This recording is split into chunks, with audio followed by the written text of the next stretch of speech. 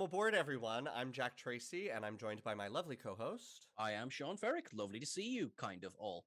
Kind of see you. So we are launching a new Star Trek podcast called Star Trek Zhuzh-erations, where we're going to take an episode by episode approach across all of the series, maybe even do a couple movies of Star Trek episodes that we think just could use a little zhuzh to make them, a little better. Now we are both lifelong Star Trek fans, and we don't mean anything by this in terms of criticism because we love all the episodes, especially the rough ones. But we're both homosexual writers with opinions and hindsight, so we'd like to tackle these episodes. Exactly. There will be potentially critiques of your favorite episodes of Star Trek, but please know that it is done with love and also occasionally with wine. That's something to bear in mind as well. So some of these notes probably made more sense when we were writing them down originally, but that's part of the fun of it. Right. So I also want to, if by any chance any writer or creative associated with Star Trek ever hears this, I do want to say right off the bat, we, of course, by no means are judging your work. We understand studio pressure, time pressure, censors, trying to come up with 26-hour-long episodes in a single year, the long work schedules, the budget required. Like, we are totally viewing this as fantasy fanboys in complete hindsight who have no restrictions. So we understand that, and we just want to get that out there. Absolutely, yeah. And also, potentially, some of the stuff that we might recommend, like if anyone is looking at a budget, might be like, lads, seriously. So let's just put that to the side. Let's just Right. put that to the side. In our world, we have this bottomless pit of money when it comes to remaking episodes. So just bear that in mind. So the general format of the show is we're going to announce our episode and recap it for you. We are going to go through sort of pros, cons, behind the scenes, things we personally remember about the episode, if we remember it upon first airing or when we first approached it, what we thought of it then, what we think of it now, have a nice little talk about that. And then we'll come back and both myself and Sean, having not coordinated beforehand, have pitches on how we would reimagine this episode. And after that, we will announce what the next episode is, and we'll try to join you every week with a brand new episode. We hope that you will interact with us on Instagram, follow us, talk to us, give us suggestions. What do you think? What would you have done differently? What ideas did you hate? What ideas did you love? What episodes do you want us to do? So we hope to hear from you. But before that, because it's the pilot, why don't we just tell a little bit about ourselves and our expertise on our endeavors in such a project. So, Sean, why don't you let the people know who you are? Well, thank you very much, Jack. My name is Sean Ferrick. I might be known to some people as one of the hosts on Trek Culture. I am absolute devotee of the franchise, whether it's from Spock's brain up until In the Pale Moonlight. Like, there is no episode that I don't think has little nuggets of gold in it. Yes, I'm stating that again for the record. I just said Spock's brain has nuggets of gold in it. Moving on. I have been fortunate enough to be writing about Star Trek for about 3 years now, and in that time, I have seen so many plans for episodes that never quite made it into the final product, which is one of the reasons I'm really excited to do this as well, because there's so many episodes I know that we're going to cover. Is just I know that even the production team were just like, oh, if we'd only had, or if we had just could have done. So that's part of the fun of this as well. Another part of the fun of this is that I just love talking Trek. So, Jack, when you reached out to me on Instagram, I was like, yes, please, right now, let's go. So I'm really excited to get going. Obviously, you'll find out more about me as the podcast goes on. Please don't take that as a threat. And yeah, Jack, tell us about yourself. Who the heck are you, and why on earth should we watch you? So, I'm coming to you from my ready room in New York City. I am a local LGBTQ creative. I run a production company where I do independent films, web series, music, live events, which I'm have one this evening, doing all sorts of fun stuff. And I'm also just a lifelong Star Trek fan. For me, the Next Generation was on at that sweet period of time where you're buying action figures, where all your Christmases are like toys. So Star Trek for me was my I don't know, maybe for some other people my age, it was like G.I. Joe or Power Rangers or Pokemon or whatever. For me, it was Star Trek The Next Generation. All my toys, all everything. I remember I was actually thinking about this, things I hadn't thought about in a long time. I used to have my mother buy graph paper books from the grocery store, and then I would use them to like draw my own deck plans. And then I would also draw like little fake LCARS displays and tape them around the house. So I had panels like around the house to like do things, like living in my full imagination in my home. So for me, Star Trek is very tied to like play and childhood. And I've, of course, watched it all the way up till today. I find new meanings in episodes, things that didn't hit. I consider Picard my TV dad. Yeah, so it's a very special place in my heart, and I have yet to do anything creatively with Star Trek. One, because I don't work for CBS Viacom or Paramount, and two, well, I guess the only thing I've ever done is when I first started to try writing as a practice. I wrote sort of a spec script of how I would reimagine Encounter at Farpoint. And that was my like, do I know how to write? Can I write? Can I write characters? So that was my like first crack at this. And then I went on to do a lot of other things. So this is a nice circle back for me. Love it. I love it.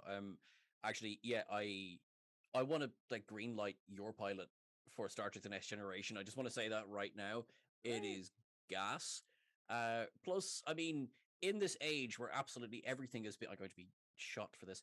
In this age where everything's being remade, it's only a matter of time until the Next Generation is remade. Why not go with that script?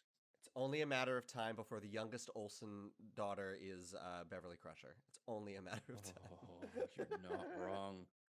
You are uh, not wrong. I was gonna, or who's hot now? Like what? Zendaya as Troy. Like it's happened. It's like this is. Oh yeah. I could see that. I actually really like Zendaya.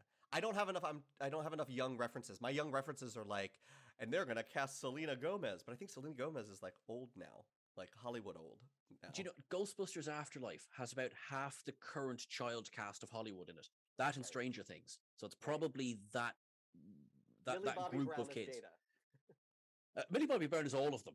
I Yeah. mean, she could do it. We've seen it with a shaved head. She could play a mean Picard. Right.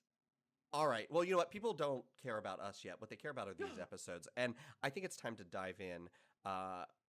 I have chosen our first episode, and I've chosen this episode because it deals with my favorite character as the lead role. My favorite character is Dr. Beverly Crusher.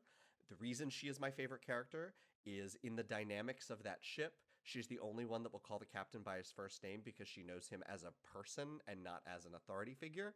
Everyone else on that ship sort of reveres him, and she's like, "Ugh, Jean-Luc, I've known this guy since the academy, like whatever." So I just love that dynamic. I loved the little bit of sexual tension they gave them. They did not explore that enough. Pin in that for my pitch. And it's an episode that's just notorious because she gets fucked by a ghost candle. Yes, she does. Ladies and gentlemen, we're doing Sub Rosa. Amazing. Just Joe popped into my head there. Amazing. Like 3 days before the recording of this, Gates McFadden was sharing posts on Twitter celebrating Sub Rosa Day. Oh, that's so great. Yeah, because it was January 31st was the, because doing my research was the original air date, 94, 7th season. Before we get into sort of our memories of the episode, let's just give people a quick, if they haven't watched it in a while. So I suggest you go and watch it. It's a little bit of a hard watch. It's lovely because Gates McFadden has never looked more beautiful. She is like, they spent the entirety of that budget on her hair and makeup. She looks incredible. Also, because she had some weird hair journeys. Yes, she did. And they really land, because for me, the shot of her sitting on Picard's desk in All Good Things where she kisses him is the like, and we found her hair. Like, this is her hair. It only took 7 years, but we got there. We got there in the end. But sorry, I totally agree. By the way, Yeah. Look. So I love. So let's just review the episode. Let's just dive in. So if you haven't watched it, go watch it. It's a bit of a hard watch. Directed by Jonathan Frakes. yes, Which was an interesting thing that I didn't remember. And then, of course, starring the man who would later play Shakar. Mm-hmm. Yes. Mm-hmm. Duncan right. Rhaegar. Duncan Rhaegar. I'm not good with the secondary characters' real names. That's an area where We got each other, Jack. We got each other. It's okay. All right. So quick recap for those of you who haven't seen it. This is really some backstory on Beverly Crusher. We also get kind of a Harlequin romance. gothic romance. We start off with the funeral of her grandmother that we first heard about in Arsenal of Freedom back in season 1. Her grandmother is who raised her. Beverly is giving the eulogy. She looks incredible. She's wearing that uh, great dress uniform from Star Trek: The Next Generation. We didn't really see her very much in. So she's delivering the eulogy.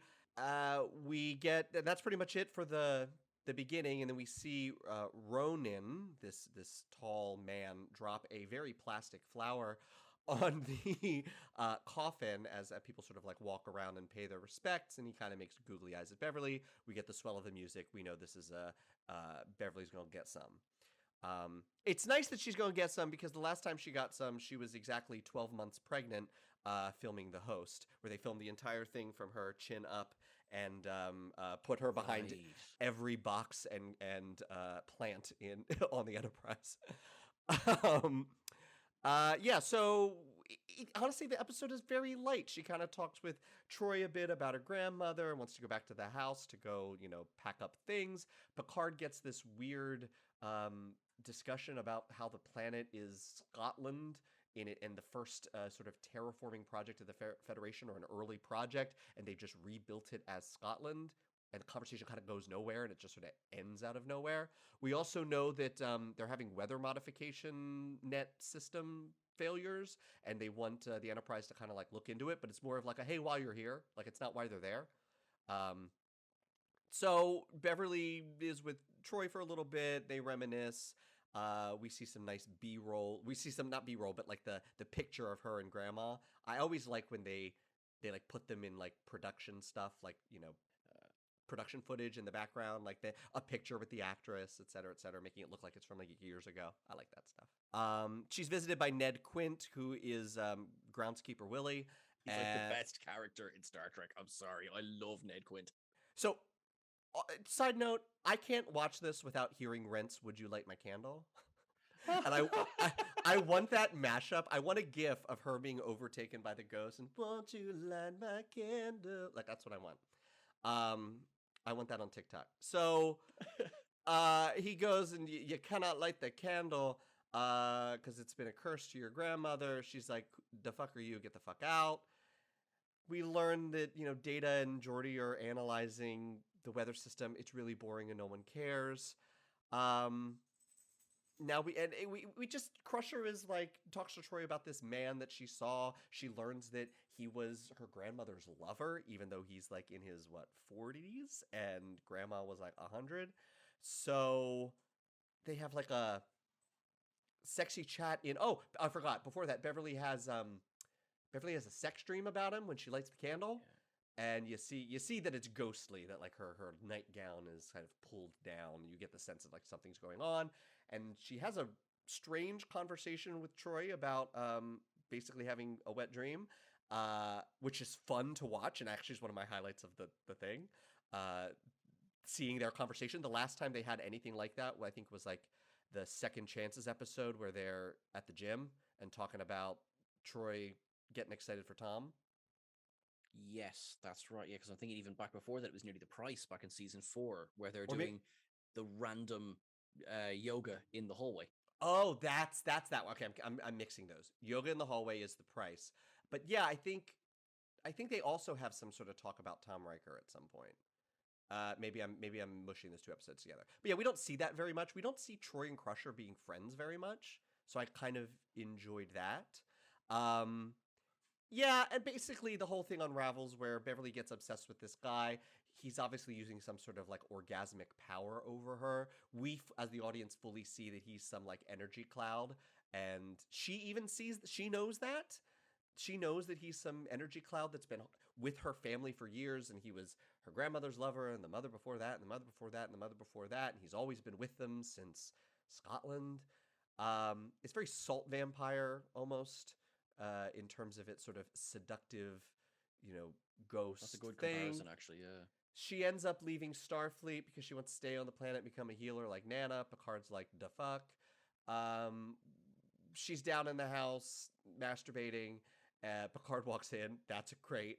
And we basically find out that he's an energy creature. He's the one fucking with the energy, the weather system. He killed Quint when Quint was trying to shut it all down. He zaps Picard when Picard kind of starts figuring out or becoming suspicious. He inhabits the grandma ghost who zaps Geordi and Troy when they find that energy readings are in the corpse. They exhume the body, which is gross. And that grandmother is like every grandmother in every like 90s and early aughts movie. Yeah, pretty much. Really like her. And then because I think the spell kind of breaks because the ghost zaps Picard, and that's when Beverly kind of like comes out of her orgasmic trance because she wants to help him. She runs to the graveyard, sees that Geordi and Data get zapped as well, and that's sort of like the last moment for her. In the final seconds, she uses her tricorder to figure out, oh no, you're the energy creature and you've been terrorizing my family. And really great acted moment, sort of abandons her quickly formed attachment and love for him and obliterates him to stop him from killing her friends. Doing what exactly? I wasn't quite sure what he was trying to do with the energy modification net. He was just living off of it. I think he was just living off it. Yeah. I think his main goal is live. Right. So it's just let him live. So the key to this episode, it's one of your classic, you get one every season, classic ghost sex, candle masturbation, weather episode. You see, you get one of these every season. You get one every season. You get one every season. Some character is masturbating with a candle, and the weather's all fucked up. It's just one of those classic episodes. So, Sean, what did you like about this very notorious episode? One of the things I like about it is one of the things I want to fix about it. Okay. But I really like just how insane this episode actually is. Like it for the time, it didn't really hold back. I mean, you're right. Like it's Beverly and a candle, and someone had to sit there and make a script out of this. I love it. I just now I can't not hear in my head. Okay, okay. I'm not a singer, so sing Mimi's line. Oh, what'd you do with my candle? Didn't light that candle. That is a tick. Okay, fans, I need that TikTok. I need someone younger than 39, which is how old I am, to make that TikTok, please. Thank you. Yes, but you look like you're about 19. Anyway, right. But that would be I play 18 on Grindr. Well played. Well played, sir. Well played. All right, what else do we like about this episode? It's this is gonna sound silly. My favorite color is green, so I'm automatically coded to like this episode because there's so much green going on. It's lovely. Mm-hmm. And I like you don't get an awful lot of Gates McFadden being given. There you go. Here's a whole script. Go nuts, and she does go nuts. There are quote unquote better Beverly episodes for sure. For sure. Yeah. But it's fun. Now I have. Of everything I just said, nearly all of them is stuff I need to fix about the episode. Of course. Because you just take the stuff you like and you zhuzh it. We just gotta zhuzh it a bit. Exactly. Right. What about you, Jack? What is it that you like about this episode? So what I like about the episode, one, that it's Beverly centric. We need more Beverly episodes. They started doing her better in season 6 and 7. The episodes weren't always that great. For me, the best latter half Beverly episodes are Attached because they explore the relationship with Picard. And I also really like Descent Part 2, where she's in charge of the Enterprise. I was like, oh, she needs to be doing this more often. This is great. So I have a sweet spot for Suspicions. It's not a great episode, but it's a better Beverly episode than this one. I agree. Yeah, sorry, I agree with you there. Yeah, but so it's a Beverly episode. I love a Beverly episode. I want to see more of her. I want to see more of her giving it to the captain. That energy of from the high ground where she's going to be like beamed up in the beginning and Riker's like, I don't want to be in the transporter room to pick her up. I want more of that energy. I want more of that character of the like, I'm going to do what I'm going to do and y'all boys can do whatever. Like that's the Beverly I want. Okay, so it's a Beverly episode. I like seeing Beverly and Troy together. We don't see that a lot of them actually being friends. I like the exploration of sexuality and from a female's point of view. Yes. I kind of like the sci-fi idea of being like we see the ghost spirit alien exerting influence over a crew member a lot in Star Trek. We don't see it a lot where it's by like blowing their sex brains. Mm. We get a little bit with like, like Naked Now, Naked Time, like kind of stuff, but that was like a virus or something. But like the fact that he's like using seduction, like basically like getting her too horny to function. Like I kind of like that as a concept, and I think it could be done in an interesting way. Not here, but in another way. Um, I was loving Jonathan Frakes directs. I I think that's probably it. We don't really have. I don't really care about these sets. I don't care that it's in Scotland. That's weird. Um, yeah, and I like I like when Star Trek tries romance. I don't know if they always do it effectively. So that's what I like about the episode. So what I don't like about the episode is, well, the plot is thin. Again, it's about ghost sex and the weather. Mm. Um, God, Sex and the Weather. I mean, you're right. It literally is that. It just sounds hilarious when you put it like that. right. I think it needs higher stakes. The B story is just the B story is just garbage. The B story needs to go or be like significantly changed, which Pure I filler. have Yeah. some pure filler. And connecting them made no sense. As you and I trying to figure out, why does he care about the weather Yeah. modification net if he's been living off of Howard vaginas for the last 3 centuries. I don't like it. Also makes, while exploring Beverly's history, it basically kind of like makes her whole family like gross. It does a bit. It And does a like, bit. That is one of my no, big problems with the episode. like all of these women have been seduced throughout time. Like no Howard woman could figure it out until Beverly, or like rejected it. Like I didn't like that, and I hate any. And we will get on this in every recap we do. My favorite episodes of Next Generation of any Star Trek is when everyone in the main cast has something to do that contributes to the overall plot. And I mean, it's Beverly, Troy, a little bit of Picard, kind of Geordie Data. No Worf, no Riker. I assume because Riker's directing. I don't know. Worf had a vacation. But there's just underutilization of the main cast. What are your biggest gripes about the episode? Well, actually, you name one is the all of the history of the Howard women are kind of sex slaves to this guy. Now they have Yeah. more agency than that, but as you say, it is sort of suggested that only Beverly was the one who was able to throw it off, and that's because she has the relationship with Picard. So it's still, oh, this man couldn't save me, or this man can save me. It's like, okie dokie, that's a troublesome way of looking at the Howard family. Um, B plot boring, cut it all. Just ugh. Um, and I just think I mind less about Riker in this episode because, as you say, yeah, Jonathan Frakes is behind the camera, so I get it. You Yeah. know, but you just get this feeling that Michael Dorn read the script and said, "Oh no, I'm out. I'm going away that week. This is not my problem." But more Quint, he's More. dreadfully hilarious.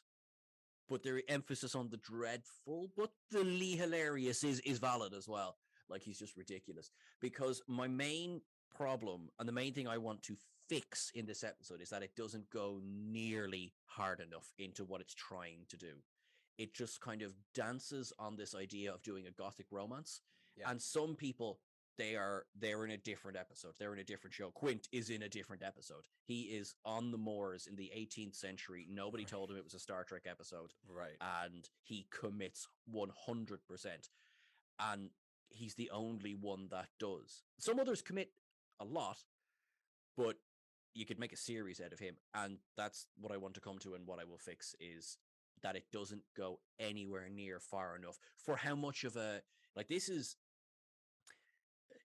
it could be a period piece, and it's definitely a slice of genre inside Right. sci-fi, except that it isn't. Right.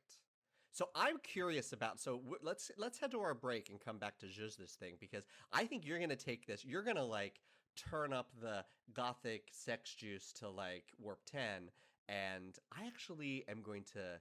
I'm going to go in the opposite direction. So this is going to be and ground the episode in stakes of other episodes. So I think this is going to be an interesting compare and contrast. So let's take a break, and we'll be right back to Zhuzh this thing.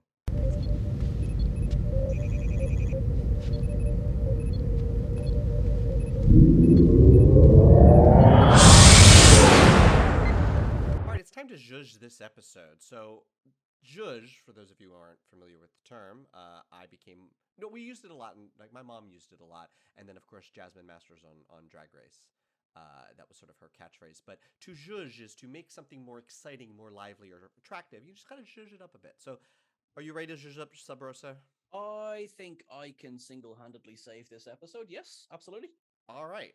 Well, let's start with my pitch because I think yours is more fantastical, and I want to save yours for last. So I had three rules coming into this. One, keep it a romance. Two, keep the Beverly Troy dynamic that I like. And three, Beverly gotta fuck that candle.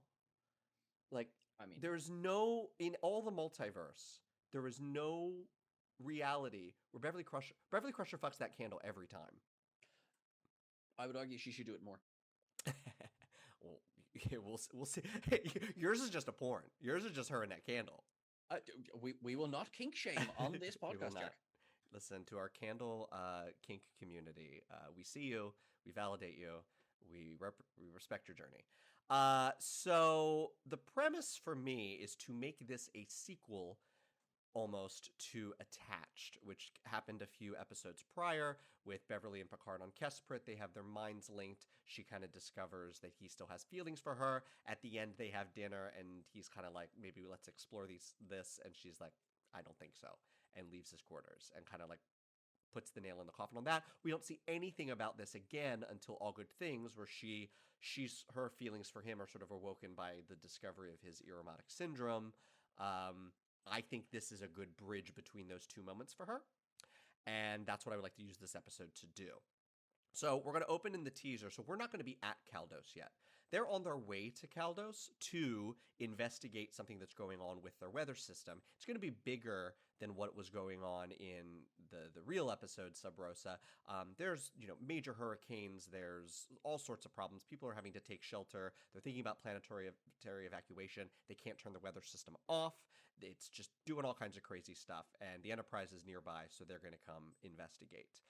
Beverly is on subspace with her very much alive grandmother, talking about how excited she's to see her, sure, confident that the Enterprise will figure out whatever's going on, catches her up with her work and Wesley, and grandmother kind of pokes a bit about her love life. And Beverly is, not a Luoxana kind of way, not in a setup or like this is the most important thing in your life kind of way, but just casually asks about it, and maybe she nudges her a little bit that like, look, she's getting older and she's realized that you have to make time for these sort of things. As much as she loves her work, she has to make time for love, and she deserves that.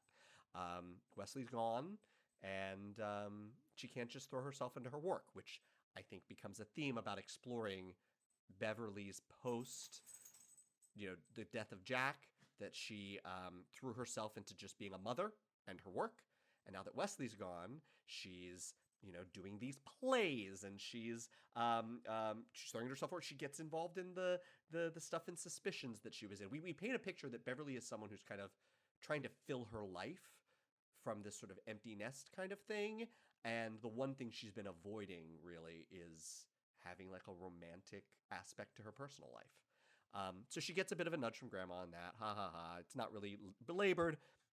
And grandmother catches her up on what she's been working on. She's actually been very busy because there's been a lot of, there's been what she believes to be a virus that has cropped up. And of course, we will find out roughly around the same time that the weather system started going on. And there have been a couple deaths, and it's worrying her. She thinks it's kind of spreading. It's kind of all over the globe. And while she's like a healer in her community, she feels she's kind of outclassed for this, and she asks if Beverly would take a look. And so she sends some files to Beverly because she thinks it's kind of out of her wheelhouse, and she needs the power of the chief medical officer of the flagship to sort of take a look at this. And Beverly is absolutely thrilled to lend a helping hand. And we see parallels between her and her grandmother there. Workaholic, ambitious, intelligent women who are very much sort of very strong individuals with strong personalities and like love a mystery, because we know that Beverly loves a mystery as well. So that's how we sort of relate the two of them. Act 1, so that's our setup. Act 1, Beverly is going to be having breakfast with Troy because she does not have breakfast with Picard anymore. Ever since attached, she has not had breakfast with him again, and Troy is inquisitive. She knows what went on and what the mind link thing was between them on Kesprit. She knows that Beverly had dinner with Picard and that things have been a little icy since. And from her empathic powers to her just being an intuitive person, she's also on Beverly on this sort of like, you know, I don't see you dating. I don't see you having, like a personal life. And she knows what's up with Picard a little bit. She has a feeling. She's trying to get it out of him. And this is where that discussion of like Beverly kind of confides in her that, when Jack died, she was Wesley's mother, and that was what was most important.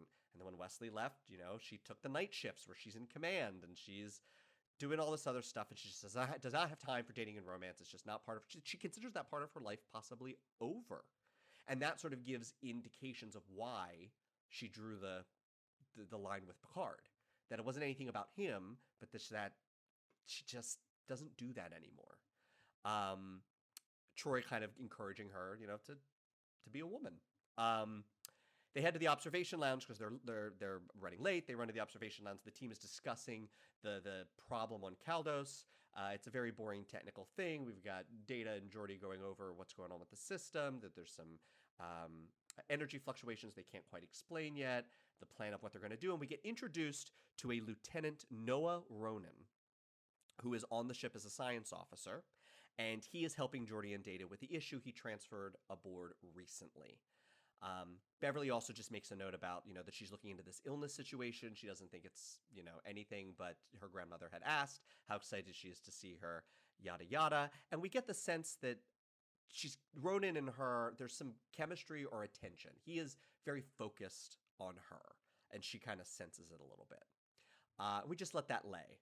Act 2, we get Beverly and Data, another pairing that I love that we don't get enough of, investigating the illness issue. She's asked for his help to help her go over some records or coordinate, analyze some things, whatever.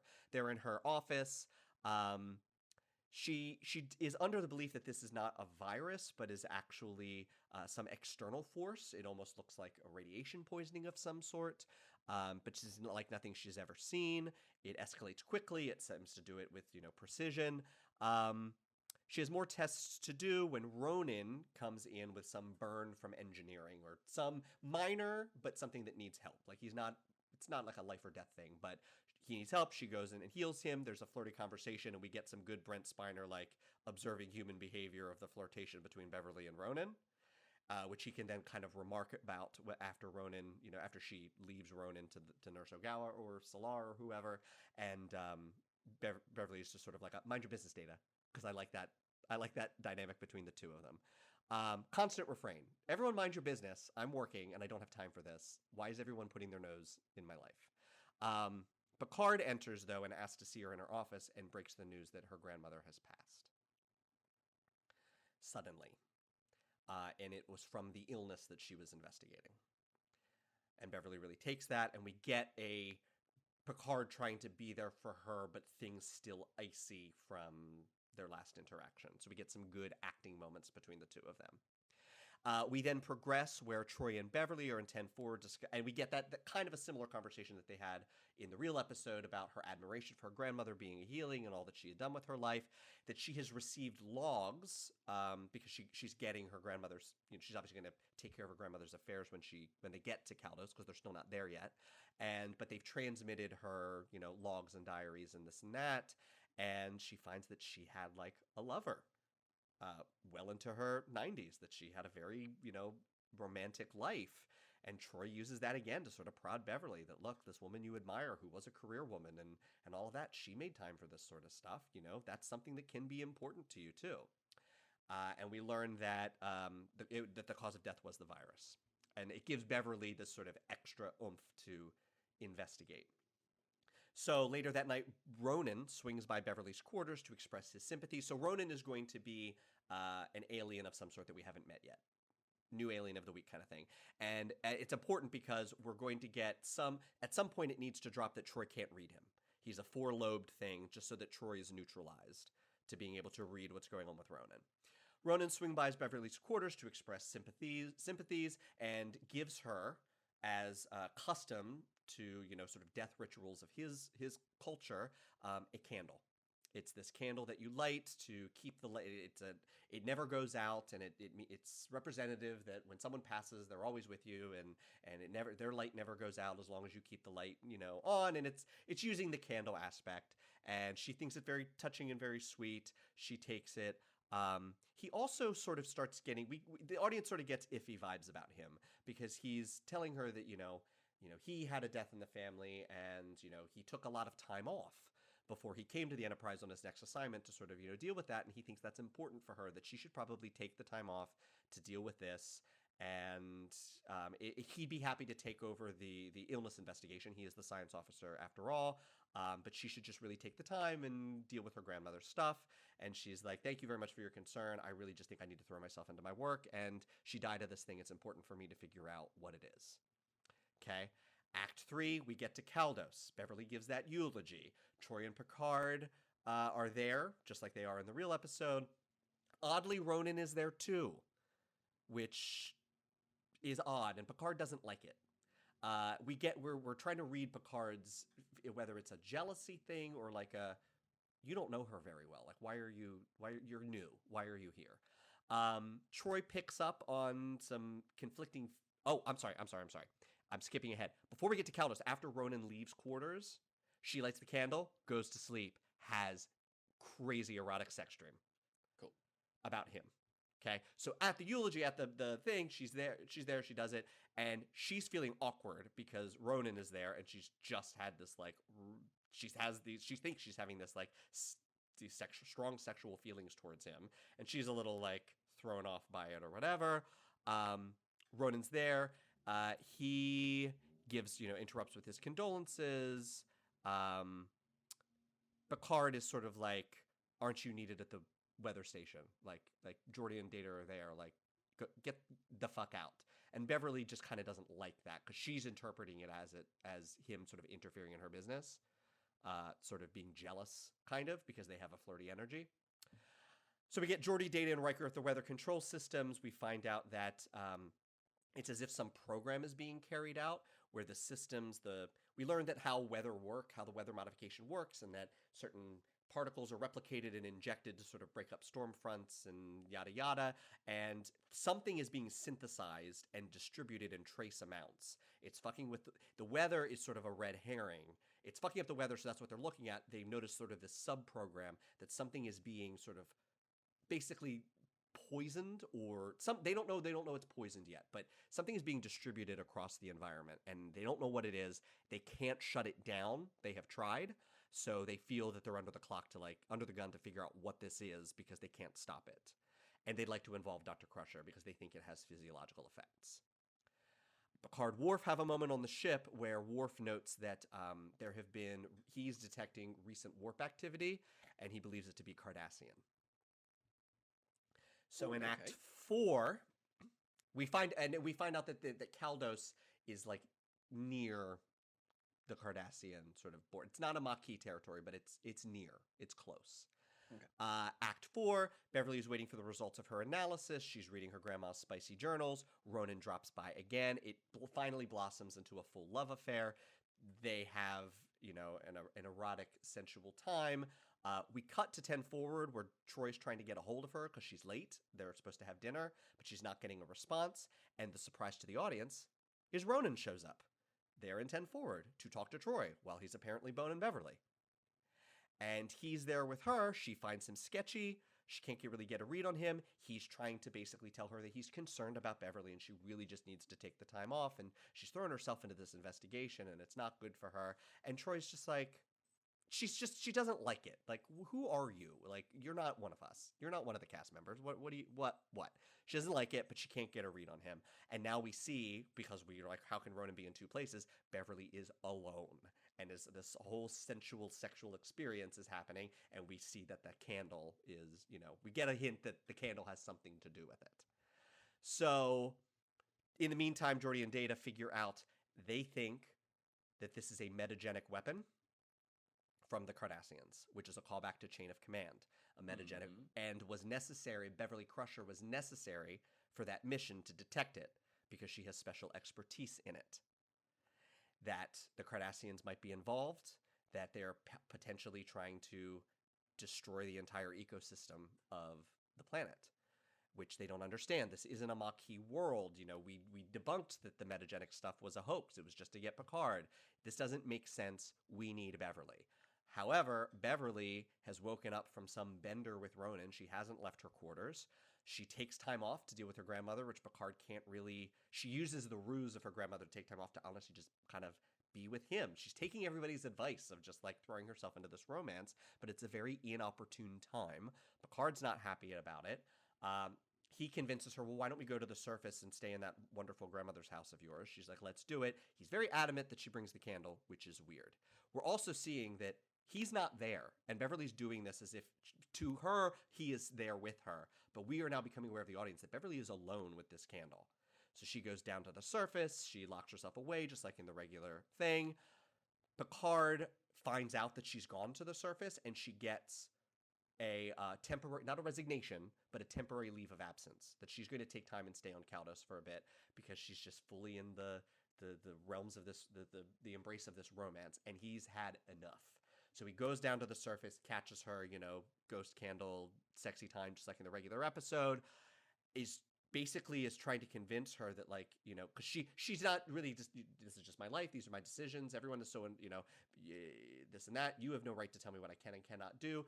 If I want to be here with Ronan, he's like, Ronan's at the weather station, what are you talking about?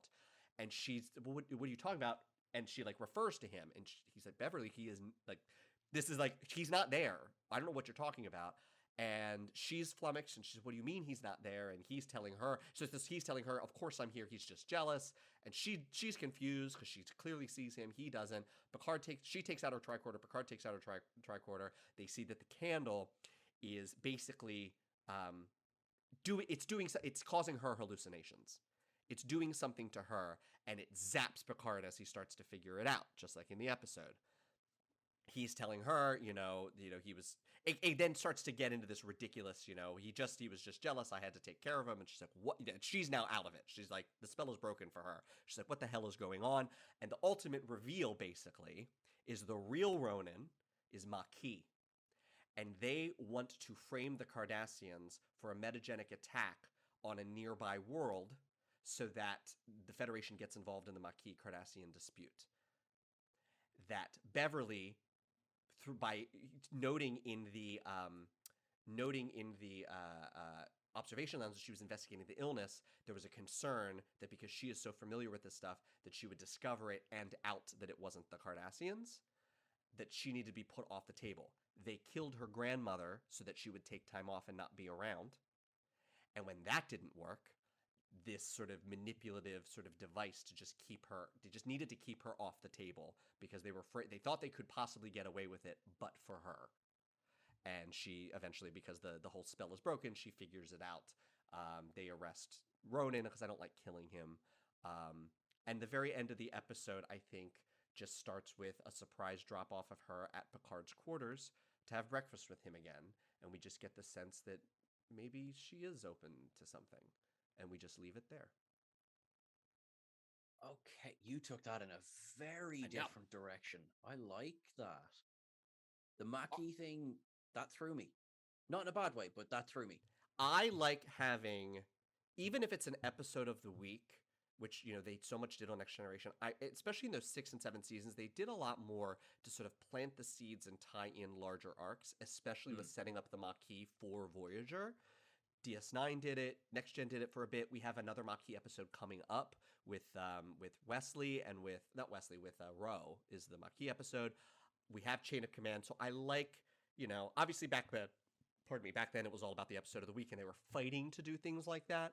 So my hindsight is just tie it into these broader themes and broader, that there's more going on with the universe rather than just having Ghost or rando alien. Have it tied into the socio-political economics and the political dynamic of the Federation and wider affairs.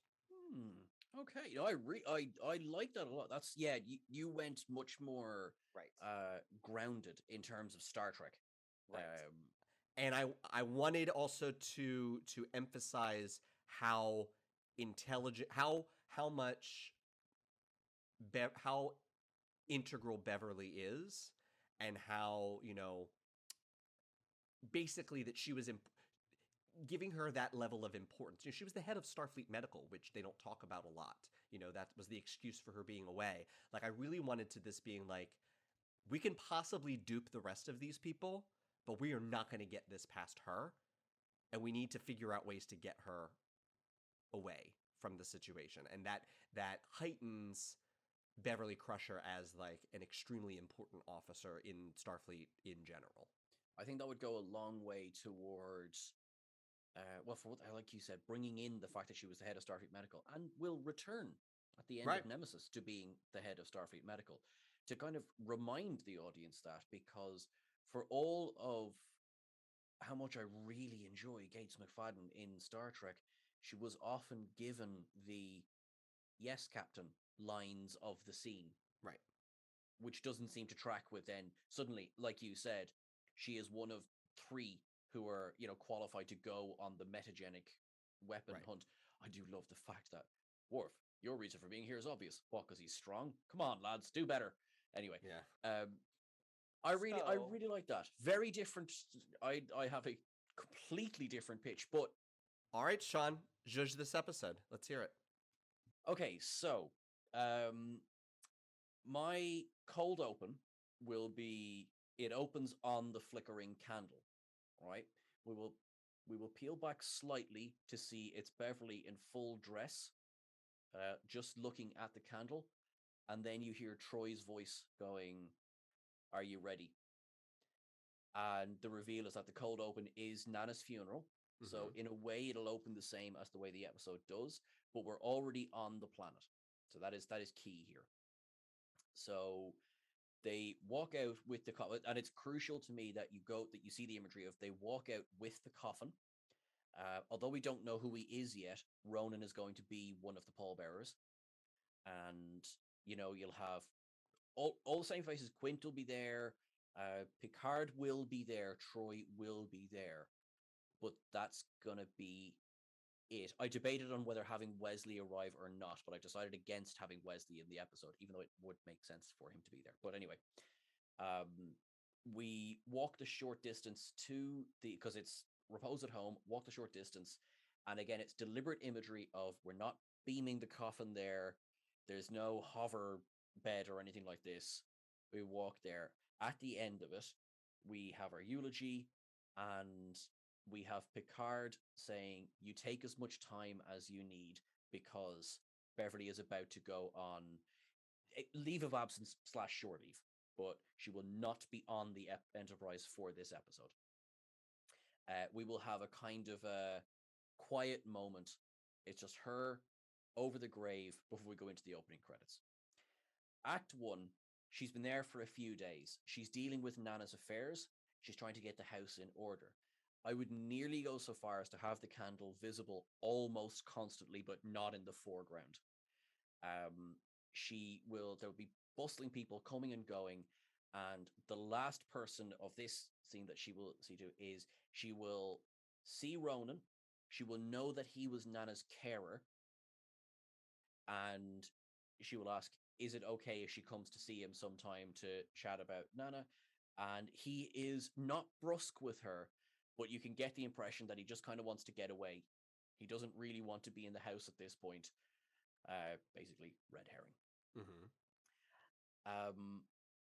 So the rest of Act 1 is setting up the fact that Kaldos has not it is a Federation world. It's not abandoned technology, but it has chosen a slower pace of life. We don't see phasers, we don't see tricorders, we don't see general, 24th century technology. It's not that they don't have access to it, just they've chosen not to use it. There will be no weather station in this. In fact, the weather station is Ronan's cabin. So that's where there's going to be another location in this. Act 2 is going to be getting to know some of the people in the village, but particularly Ned Quint. And we're going to go in hard on this one. All Federation imagery will be pretty much absent. If you recall, just for this, in the episode itself is one of the very, very, very few references to Christianity up until particularly recent Star Trek, because there is the Ashes to Ashes speech over Mm-hmm. Nana's grave. So again, without dialing up the religion per se, there will be more religious iconography on show, just really to set the scene. What I was saying about I need a bigger budget is that we will be in forests. These are exteriors. This is not stage 17. This is not Planet Hell. Right. Because we do need a sense of scale for this to work, because we need a sense of isolation. Nana's house in the village, but on the edge. Ronan's cabin out by the lake. Um, the twist in this is that Ned and Ronan are quite close. And Ned is very, very, he has lots of positive things to say about Ronan. Where he slips is that he keeps suggesting that Ronan and Nana knew each other for a very long time. But Ronan will look not Wesley young, but Mm-hmm. mid-30s young. Right. So our next act, we're in Nana's house. It's nighttime. We have Beverly expressing some frustration that there is no technology in the house because we have the required storm going on outside. All we have to light with is candles, the fireplace, things like. Now we do have electricity. We're not in the 1800s, but it's not really enough. And she gets a knock on the door, and lo and behold, it's Ronan. The power's gone out at his cabin. Nana's house is his second home. He is thoroughly apologetic. There is initially no hint of a romance. It is, and they sit down, they share a bottle of wine together, and which leads to a kiss. There is a hesitation. They lean in for a second kiss. Act 4, more time has gone by. You see the way, like, I've Mm-hmm. gone very quickly through this because it's Mm-hmm. all about setting the scene. This is a romance story. Mm-hmm. Act 4, shore leave is up, and it's time to come back to the Enterprise. So she receives the message from Picard that they'll be there in a couple of days, and she says to Ronan, while deeply in the romance, I basically I love you, I want to be together, but I am leaving. There is no this Beverly. There's no question in her mind. She is going back to work. Right. Ronan is incredibly unhappy about this. Not to the point of kidnap, but he's very, very unhappy about this. And he puts across that he feels he's found a new soulmate in her. He feels he has no one else without her. And Quint tries to kidnap her Hmm. because it's I haven't worked out the details of this, but yeah, but he tries to kidnap her in that to almost convince the Enterprise. Well, she's decided not to go back. There is a poorly put together message sent to the Enterprise. This is probably one of our few scenes on the Enterprise where they're just like, "That's not Beverly. This is Right. nonsense." She wakes up in Ronan's cabin. Quint is there. He is as eccentric as anything, but he is there, and Ronan is just like, "This way we can be together. This way we can stay." This Beverly is a bit like, "Well, any chance we had of this happening, you realize you've destroyed that, right?" And is this great? Like, you can't force someone to be with you forever. And he said, "Why won't you choose me like your Nana did?" And then Mm. we get the reveal that Ronan is an awful lot older than he looks. He explains that he is from a race that they match to a bloodline, and it is the honor of them to care for Mm. the bloodline all the way through. And because Beverly has been away, because she has not been a part of her family, at least not around them so much, that she is effectively breaking this promise a bit that her family has made. It culminates in the reveal that, of course, the candle focuses this power. And although it kills her to do it, she destroys the candle. Ronan, very, very sad, fades away. Mm. Quint basically, he just kind of sits down defeated, apologizes. It's quite a quiet ending. He apologizes in her own way. Beverly says, "Not cool." Mm-hmm. Whatever. Enterprise arrives in orbit straight away. "Beverly, are you okay?" "I'm fine. I'm ready to be beamed up." And away she goes. The coda to the episode is Quint just camera right behind him. He's walking back down into the village, and as the camera pans out, at least one window in every house has the candle in it. Ooh. So this is very like, okay, for my Star Trek brain is saying almost like was it Liaisons? I was getting Liaisons vibes when you were describing it. John, I never thought, but you're absolutely right. Yes. Yeah, I Uh-huh. see that. Like not because Liaisons was misery. So not that, but like again, I'm getting Liaisons vibes. A little Black Mirror almost with that ending with the everybody has the candle. Um, yeah, that's very and I like. I mean, it goes against my personal Star Trek taste, which is where all cast members are in the episode and equally utilized. This is very much this is just Beverly and some guest actors. That's it was actually, as you were describing it, I was just like, oh, I don't know if he's gonna like mine. No, it's not that I don't like it. I definitely like the quieter sort of. I mean, there's really nothing about. It's almost like like I think of episodes like Journey's End or Darmok or anything where it's like lead character on a planet has to figure some shit out. That's what I was saying. And I'm not 100% in myself whether Ronan is linked to that candle or Mm, a part of him lives in everyone. I'm sort of, I am open to suggestions there. It could be that everyone has their own version of Ronan, or interesting.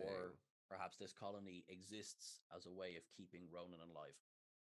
That is interesting. I like it. I like it, and I like giving Beverly the romance. It almost feels if whereas I think my Beverly episode goes in sort of the suspicions, remember me camp. Yours goes in the high ground. I wanted to make sure she had the agency, that she makes the decision, and it's Right. less of a, because I think Sub Rosa as presented is basically, she is so hypnotized by how wonderful he is, how romantic he is, how incredible in bed he is, that I feel it robs Beverly in the episode of a lot of her agency. And also Mm, because it's come so out of the blue, and it's quite a fast, even though it's still 90s era Trek, it's still quite a fast paced episode for what they're right. trying to do. So she kind of goes loopy quickly. Whereas this one, I Right. wanted it to be slow. And also, I really needed that impression that time has passed. Because I think Sub Rosa in the episode exists over like 12 hours. Well, okay, not 12 hours, but it's short. It's very short. Yeah, she decides to leave Starfleet quite quickly, which kind of it's like Beverly is one orgasm away from resigning her commission. Yeah, I don't want that as my chief medical officer. It's like, oh, how do we get rid of her? I don't know, blow her. Grand. Let's take a quick break, and we'll come back right after that to announce the next episode.